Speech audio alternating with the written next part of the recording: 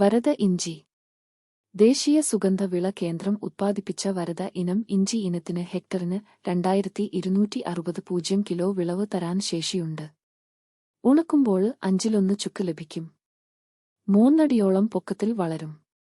ശരാശരി 10 ചിനപ്പുകൾ ഒരു മൂട്ടിൽ, ഗ്രോ ബാഗിലും അടുക്കളത്തോട്ടങ്ങൾക്കും ഉത്തമം. നന്നായി കിളച്ച് സെന്റിന് 2 കിലോ കുമ്മായം ചേർത്ത് 2 ആഴ്ചയിടുക. ശേഷം ആവശ്യത്തിന് നീളവും 1 മീറ്റർ വീതിയും 1 അടി പൊക്കവുമുള്ള പണ കോരുക. 2 പണകൾ തമ്മിൽ 40 സെന്റി. 25 കുറയ്ക്കുക 30 ഗ്രാം തൂക്കമുള്ള 3 കുറയ്ക്കുക 4 മുളകളുള്ള ഇഞ്ചി വിത്ത് സ്യൂഡോമോണാസ് ലായനിയിൽ 5 മിനിറ്റ് മുക്കി അരമണിക്കൂർ തണലത്ത് വച്ചതിനു ശേഷം നടാം.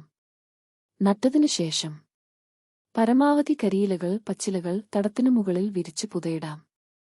നട്ട് 60 ദിവസം കഴിഞ്ഞും 90 ദിവസം കഴിഞ്ഞും വീണ്ടും പുതയിട്ട് കൊടുക്കണം.